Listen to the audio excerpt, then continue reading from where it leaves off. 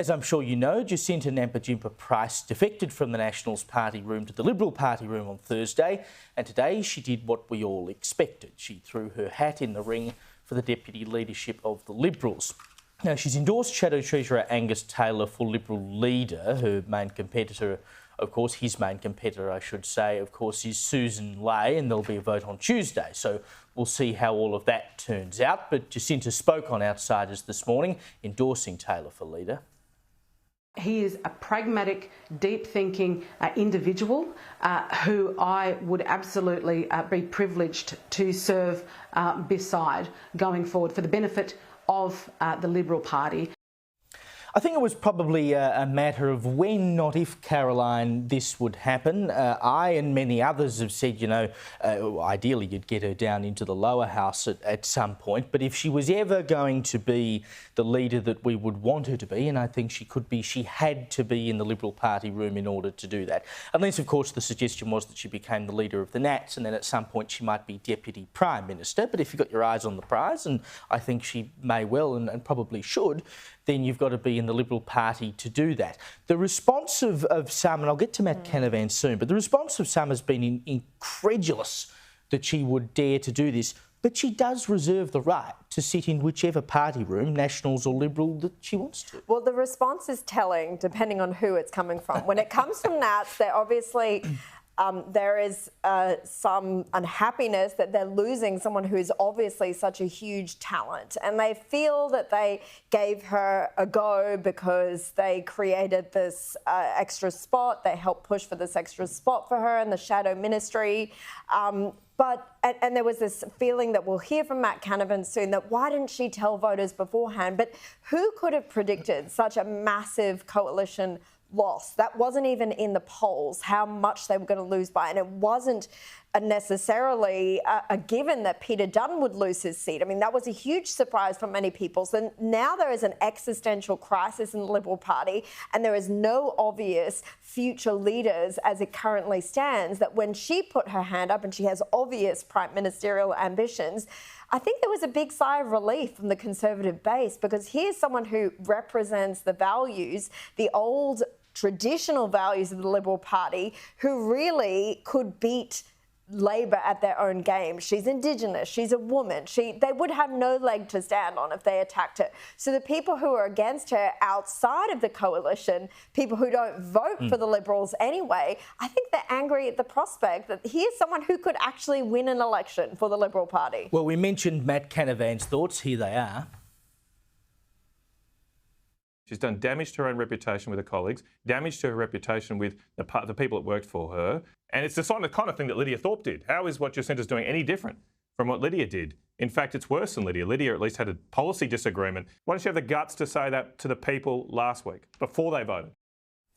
Kel, to suggest that it is worse than Lydia Thorpe, I think is quite outrageous, to be honest. Lydia Thorpe left the Greens party and then has been a thorn in the side of the Greens party. There is, of course, no case in which Jacinta Nampijinpa Price is now going to become a problem for the Nationals. What she would do over at the Liberal Party hopefully would help the coalition, of which the Nationals are a part. You know, it's not like Martin Hamilton Smith, for instance, in South Australia, who at the first sign of getting himself a job in the ministry under the Weatherall government said goodbye to the Liberal Party. Yes, I'm going off to join them. You know, she's still in the same tent, and I think this only strengthens the coalition. And the point is that she is a CLP member, and that means she had a right to sit in either party room, as Caroline said.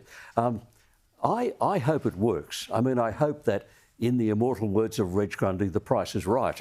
The worry is it may not be, because switching parties has got a very mixed history in Australia. I think it was an unhappy experience for Cheryl Kernot, for example.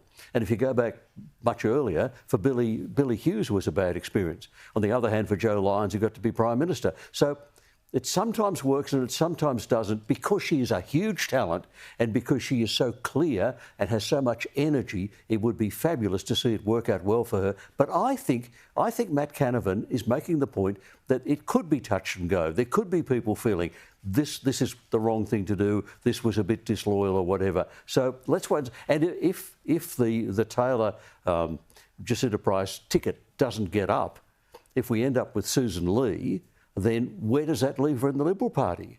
And certainly not sympathetic from Susan Lee. I mean, ideologically, Susan Lee is Malcolm Turnbull in drag.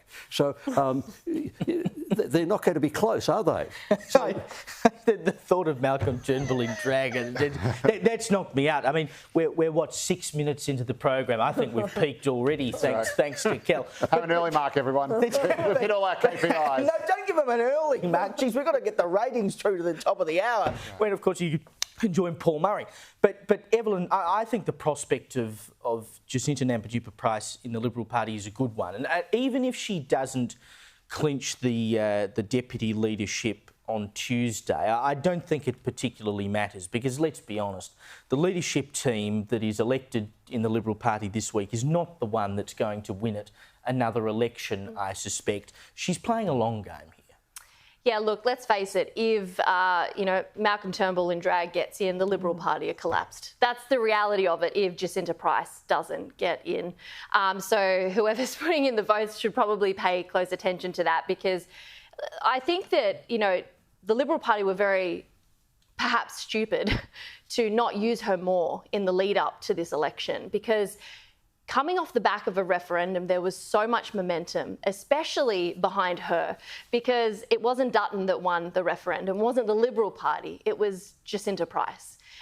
She was Liberal Party's biggest weapon. She was the biggest weapon for the entire referendum. Australia took a vote. It was just a resounding no, and you can thank her for that. And so I really think that it could be a good thing that she's in the Liberal Party, because sadly we live in a nation where we only have two major parties. I wish it was different, because when you're offered the same thing and you want an alternative, it totally sucks when you live in a nation like ours, and it's like whoever you vote for, you're basically getting the same thing. But if she could come in and actually give Australians a legitimate, tangible alternative, this could be a really good thing, as well with Canavan in the Nationals, the combination of that together, if they can put their differences aside right now and could perhaps see the long game like you mentioned, this could be something that we are desperate for, that we've been asking for, or else we'll end up like what happened to the Conservative Party in the UK, which is something will have to take over, which it has, which is the Reform Party of the UK. And if the Liberal Party don't want to end up like the Conservatives, they should probably pull their finger out and pay attention to what the people want and do something good. Like, do you think